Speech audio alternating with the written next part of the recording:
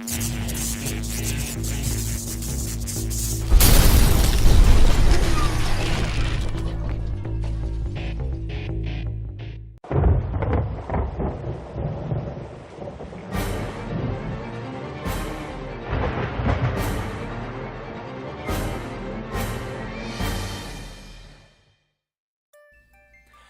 everyone, I'm Anthony DiMoro, and welcome to a new edition of Ranters Insider, right here on Sports Rants TV, and of course, courtesy of SportsRants.com.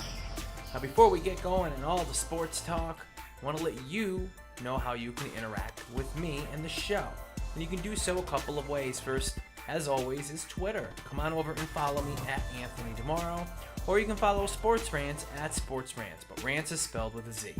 You can also find us on Facebook.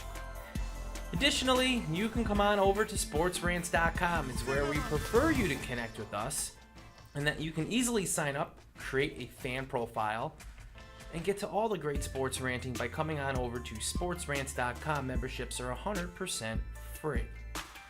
We got a lot to talk about today. I'm going to touch on the amazing Stanley Cup Finals, equally amazing NBA Finals, and this whole Alex Rodriguez situation from the Yankees. Just so much to talk about. So let's get rolling, and let's start with the NBA Finals. Wow, what an NBA Finals we had as the Miami Heat clinched back-to-back titles with their victory in 7 games over the San Antonio Spurs. For most of this series, the games went back and forth between each team, the Heat and the Spurs. One game the Spurs would win, the next game the Heat would win.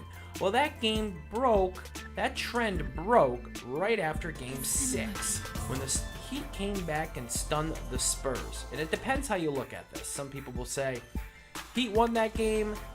A lot of people will say Spurs lost that game. Crucial free throw misses, late game blunders, and as great as Greg Popovich is, and he is a Hall of Fame legendary coach, a lot of questionable decisions in those final moments of Game 6, where the Heat stormed back and forced the Game 7. And then in Game 7, it was the LeBron James show, and it was the Dwayne Wade show, and the Spurs just couldn't keep up. And in the end, the Heat ended up raising their back-to-back trophies. And I want you to come on over to sportsrants.com/Anthony DiMoro, my blog on sportsrants.com, and read an article I posted saying that the biggest thing the Heat did in this series, aside from winning their second championship in 2 years, well, it's the actions of the fans. And I know I've harped on this a little bit, but I wrote an article saying that they may have lost biggest thing of all, and that's LeBron James. And I explained this in my article, so come on over to sportsrants.com/Anthony DiMoro. Read my blog post about how LeBron James, it's a bold proclamation, but I think the actions of the fans have pushed LeBron James to eventually leave Miami and head back to Cleveland. And I explain it all, and you can agree or disagree with me all over on sportsrants.com/Anthony DiMoro. I think there's a lot of changes forthcoming. I could see the San Antonio Spurs, who got a glimmer of good news when Tim Duncan said he would be returning for another season. I think the best news that can come out for the Spurs is Manu Ginobili retires, and they make a full court press run at Andre Iguodala, who is a free agent. I know the Nuggets are going to look to retain Iguodala, as they should, but I think the Spurs, after Ginobili's, I would almost say his performance was a detractor to the Spurs, and I know he had a good game in the series, but overall, his turnovers and bad playmaking, missed free throws, it was a detractor. So hopefully Manu Ginobili hangs him up, because I don't think he's doing the Spurs any good. And moving forward, I think the Spurs should focus their attention on Iguodala, an athletic position player that the Spurs can utilize. Great defense, good perimeter shooting, an explosive player. I know he's not what he once was, but he's certainly an upgrade over Ginobili. As far as the Heat, I don't see Chris Bosh fitting into the future plans of the Miami Heat.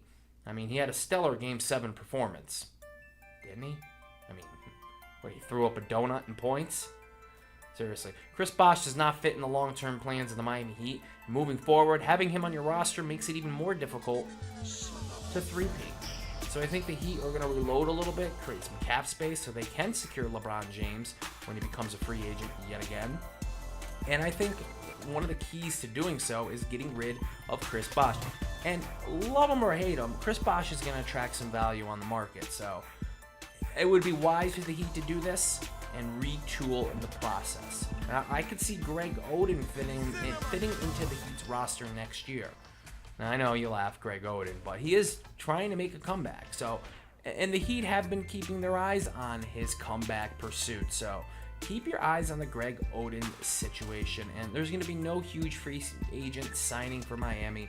I do see them retaining Ray Allen. And, you know, it's going to be interesting how the Heat retool for next year, but I think they are the favorites, once again, to be in the NBA Finals next year. Will they three-peat?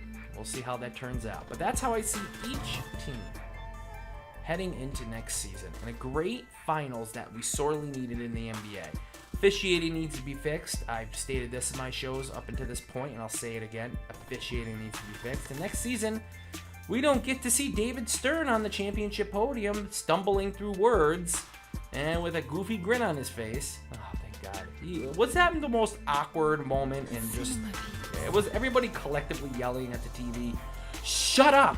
Shut up, hand him the trophy and get your bulbous head off stage while you're sitting there with your crap-eating grin, just looking all sorts of stupid and awkward and dragging on sentence after sentence. Shut up, hand him the trophy, get off stage, it's not about you. And ran. That's all I got on David Stern. I give this guy the business every week because he deserves it, and he's crapped all over this league. And look at the pile of crap the league is now. I gotta stop before I get going on this, but that's my outlook for both the Heat and the Spurs heading into next year. Let the Dwight Howard chase begin, Lakers. Awesome move. Like, kudos. Put a billboard all throughout your city to retain the biggest ego in the NBA who never delivers up to the hype. Dwight Howard does not need his head any bigger. If it gets any bigger, he'll be David Stern. Stop with the billboards. You look stupid and desperate. I get you need to retain this guy, but seriously, there's been enough ass-kissing and ego-coddling of Dwight Howard for the Orlando Magic or the Los Angeles Lakers or the Brooklyn Nets for the past 2 seasons. We're done. We're sick of it. Stop. You're going to invest all this energy into a player who's probably his best years are behind him with back injuries, an attitude problem, and does not grasp or understand the phrase teammate. Yes, let's spend all this marketing money to put billboards all over the city saying, we need D12. Oh, D12, come back. Choose us, Dwight, please. Good riddance to this pile of trash. I mean, he's done no good for the Lakers but complain, make headlines, and cause a rift in the locker room. Kind of similar to what he did in Orlando. Only, wait a minute, he did cost a coach's job in Orlando, and Mike Brown was out in the Lakers. I won't blame that on Dwight Howard, but it's just funny how coaches drop like flies when Dwight Howard's in the building. I wouldn't waste a dime. I know you're going to struggle a little bit without him. That's fine, but you know what? You lucked out here. You got rid of Andrew Bynum because Andrew Bynum's an injury risk, and you're going to lose Dwight Howard too. Whew. Take a collective deep breath and retool. You don't need Dwight Howard to do so. That's just my opinion. And that's all the NBA I'm going to talk for this show. So let's move on to the Stanley Cup Finals. Did you get all that NBA talk? Wow, NHL Stanley Cup Finals. I called it, and I can boast about it because originally I took the Chicago Blackhawks in 6. And I know the Bruins may have swayed some predictions one way or the other throughout the series, but in the end, the Chicago Blackhawks in 17 seconds started a terrible downfall for the sports city of Boston in the past week. I mean, think about the fallout from the Stanley Cup Finals. I mean, about a minute and a half to go, Boston Bruins fans were all over social media and in the arenas celebrating that they're going to go to Game 7. And wow, how quickly things have changed. Boston seemed to play a little bit way too conservative, and that sounds crazy with under a minute to go playing so conservative, but in 17 seconds, things changed drastically from up to 1, and Boston Bruins head into Game 7, to watching the Chicago Blackhawks hoist the Stanley Cup in Boston. Surreal experience, surreal sight, surreal Stanley Cup Finals, and it's so eerily similar to the last time the Blackhawks won back in 2010. Now, don't hang your heads too low there, Boston Bruins fans. Tuukka Rask really evolved as a goaltender this year into an elite goaltender, one of the best in the league, and he's even better than he was before. That's scary. So don't hang your heads too low. Boston, I think you'll be right back in the thick of things next year. Chicago, 2 Stanley Cups in the past 4 seasons? That's something to sneeze at. And I think you're going to be right back in the mix again next season. So we're going to see how that pans out. But a great Stanley Cup Finals. But city of Boston, as far as a sports sense, just a tough week. You had the terrible, heartbreaking loss to the Chicago Blackhawks in the Stanley Cup Finals. You had the trade of Doc Rivers from the Celtics to the Clippers, basically cementing the Boston Celtics are now in rebuild mode, and it's going to be a tough 1 or 2 years for the Celtics, perhaps even more, but they're going to rebuild, and these aren't fun times. So that kind of sucks for Boston fans. And of course, the drama surrounding now former Patriots tight end Aaron Hernandez, who was arrested and charged with homicide, murder, first-degree murder. Oh my God, craziness. And the Patriots acted swiftly in this. As soon as he was arrested, released him from the New England roster. Good move on that. They must not believe anything that comes out of Hernandez's mouth. And this reminds me of how Ray Caruth, that whole thing, remember him? Carolina Panthers, late 90s. He went to jail for murder as well. It's a shame because the talent is there, obviously, for Hernandez. There were some question marks coming out of college. He was a first-round talent that dipped to the 4th round. Red flags popped up, and now we know why. Just a shame, terrible story.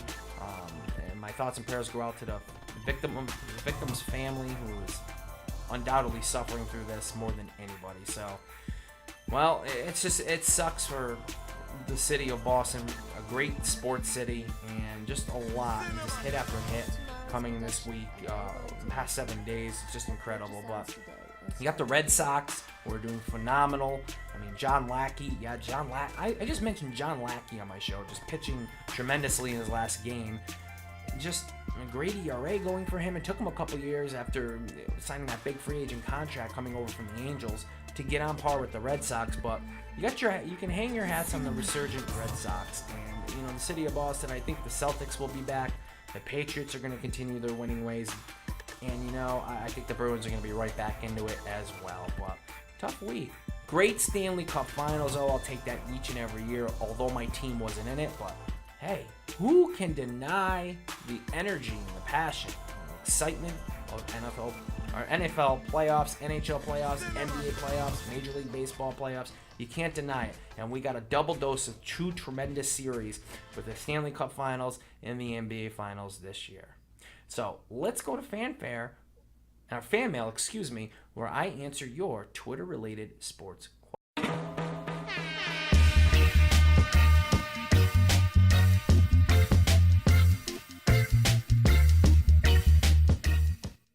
All right, it's FanMail. Yes, I said FanMail, not fanfare. I screwed up before. Kind of a little error, but hey, I'm going with it. FanMail, as you may know, and if you don't, I'll inform you on what it is. Each and every week, via Twitter, I ask you your sports-related questions. You tweet them to me. If I choose to answer them on this show, you get an on-screen shout-out, as you will see. So here it is. Let's get to FanMail. All right, at Steve TSAK asks me, which NBA team in the East has the best shot of taking down Miami? All right, well, Indiana. Bar none, Indiana. They're going to get Danny Granger back next season, and I think it was a smart move not trading him. Although that was a decent trade. I mean, you're going to give up Danny Granger, you're going to, perhaps get maybe an Eric Bledsoe or somebody else in return. And I like that trade, but Danny Granger, let's see what this team has, because Danny Granger coming back, you got this team full strength. DJ Augustin played well. I think you got a good enough backcourt to get by, and you never know what's going to happen in free agency. So I think the Pacers are going to have the best chance at challenging the Heat next year. That's my pick. They're going to be a year better, more experienced, and if they can keep this team intact, re-signing David West is key. I think they could be right there and actually oust the Miami Heat in their quest for a 3P. Thank you for the question. All right, TJ Bosley asks me, with Hernandez being arrested and Gronkowski being an injury risk, do you think we may see Tebow play some tight end this season? I think it makes sense. I really do, but it all depends on if Tim Tebow will put his ego aside, and yes, I said Tebow and ego in the same sentence, will put his ego aside and actually be a teammate, the good teammate he claims to be. He seems steadfast on wanting to be a quarterback.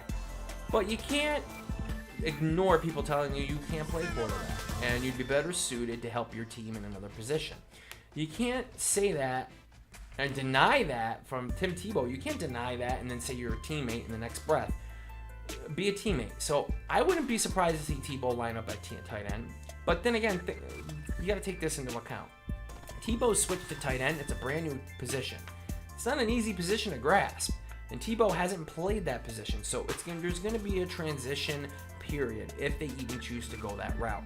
But there's plenty of free agents on the market. The Patriots could certainly turn their attention to a veteran, which they normally do, or they can wait for some cuts after training camp, which is the more likely scenario.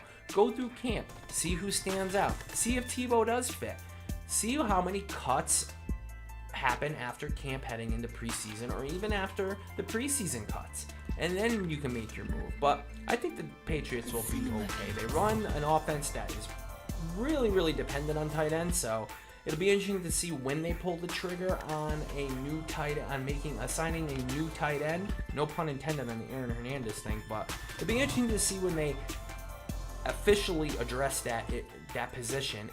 And maybe they feel confident enough with their current crop of tight ends to move forward. You never know what's going to happen in camp and preseason. Thank you for the question. All right, at Connor24_22, what are your views on an NFL team moving to London? Terrible. I don't like it. I think it seems like a terrible idea for me. I get the idea of globalizing the National Football League, but didn't we do something similar with the NFL Europe several years ago, and it really you had to fold it after a while? The travel is an issue. I think the travel is an issue. It's already an issue with teams coming from the West Coast to the East Coast. There's a little bit of lag. Imagine having to cross the pond. I mean, seriously, that's a lot to ask of a team, and you're putting an NFL franchise behind the 8 ball by putting them in London, because they're going to have to travel for almost all their games except for you're going to have to travel 8 games, do more travel in 8 games than any team in the NFL, and it's not even going to be a close margin. So I don't like the idea. In fact, if you're going to globalize the NFL, move it into Canada. Move a team into Canada. They love the NFL. They have their own version of the NFL with the CFL. Why not? I mean, put a franchise up in Toronto. That's a great city. Put one up in Toronto and see what it does. I would much rather see that move be made than forcing a team to travel all the way to and from London. Thank you for the question. It's good to talk some NFL. All right, at Bonzi_Master asks me, where does soccer in this country stand? Do you feel it's growing in this region? What do you think of 2 MLS teams?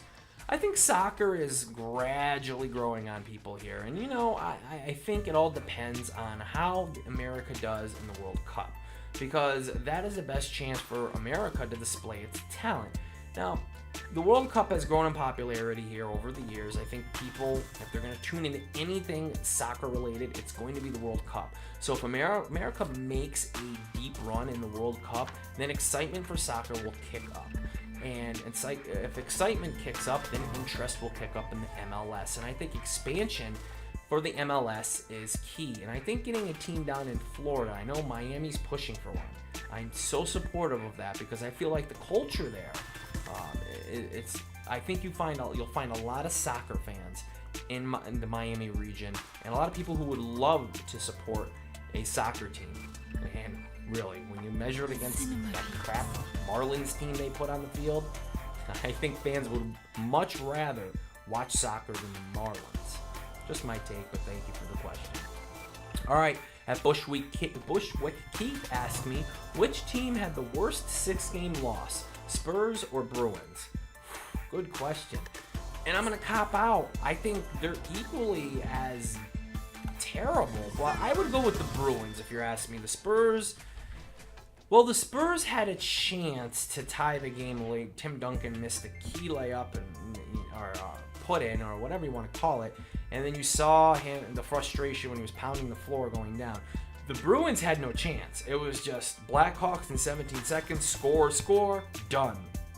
There was no chance for them to do anything about it. I mean, they were just on their heels the entire time, and it was just they couldn't even absorb the first goal before the second goal came in, and then all of a sudden they lost their chance at a Game 7. So I would say the Bruins, just on the mere fact of how fast it happened, 17 seconds. Think about that. So thank you for the question. All right, Alprez96 asks me, who should the Cavs take with the first pick in the draft? I don't know. I really find the NBA draft to be boring and almost to an extent kind of pointless because a lot of these prospects don't even mature until like 5 or 6 years down the road. But I would avoid Nerlens Noel. I just would. He's very big, but he reminds me so much of Sean Bradley. And I know and I mean that from a frame aspect. Very big guy, very, very light for his size. He's gonna get banged around in the NBA. And he's already got injury concerns coming off that injury. I don't know. I don't know who you take. I think the Cavs would much rather trade the pick, but they're finding no takers. So that just shows you how little NBA teams are valuing the quality of talent coming into the league. But I don't know what they do with the first pick. If I was the Cavs, I'd trade it. I would trade it to any taker. And that's just my pick. I would avoid Nerlens Noel. I know that's not exactly an answer to your question, but I see what I did there. I kind of flipped it, and I answered somewhat. So thank you for the question. All right, at Fro_Clover, who are your top 3 choices for the NFL Offensive Rookie of the Year in 2013? I'm not going to give you 3. I'll give you 1 who's going to win it. Tavon Austin. He's in a great situation where they need him in St. Louis. Sam Bradford needs a go-to receiver, and he's going to be the explosive, game-changing playmaker that the Rams have not had in their offense, and I can't even remember. So this will be nice to see, and this will be a nice change of pace for the Rams, and hopefully they can keep Sam Bradford upright on that offense, in that backfield, and I'm speaking to the offensive line. Get him upright so he can get the ball into Tavon Austin's hands. So I think Tavon Austin's going to run away, no pun intended, with the NFL Offensive Rookie of the Year in 2013. Thank you for the question. And in our final question, at OAO Fuller S asked, is Hernandez playing career done? And I think you're referring to Aaron Hernandez. Absolutely his career's done, nor should I think he should get a shot. Just everything that the DA has come out and said about in regards to this murder charge, this guy, his career is over, and he's going to be in jail long enough during trial, even if he gets off on some weird technicality. He's going to have a long time to deal with this, and I don't think NFL teams are going to take a chance on him. And then on top of that, you also have to consider Goodell is going to do everything in his power to punish Hernandez because of the personal conduct code of conduct they have in place in the NFL. So it's going to be a really difficult uphill climb for Hernandez. It's not impossible. I just don't see it happening. And that'll wrap up this segment of Fan Mail. All right, thank you so much, everyone, for tuning into this edition of Ranters Insider. It's been great. I know this video came out a little later than I thought, but a lot of things happened, and a lot of it has to do with Sports Rants Women. Come on over to the new section of sportsrants.com, 100% dedicated to women talking sports. And if you're a female sports fan who wants to get on board, well, just email me, DiMoro@sportsrants.com. Thank you so much for tuning in. I'll see you next week. This has been Ranters Insider on Sports Rants TV, courtesy of SportsRants.com. Come on over and join me on SportsRants.com, folks. Happy ranting.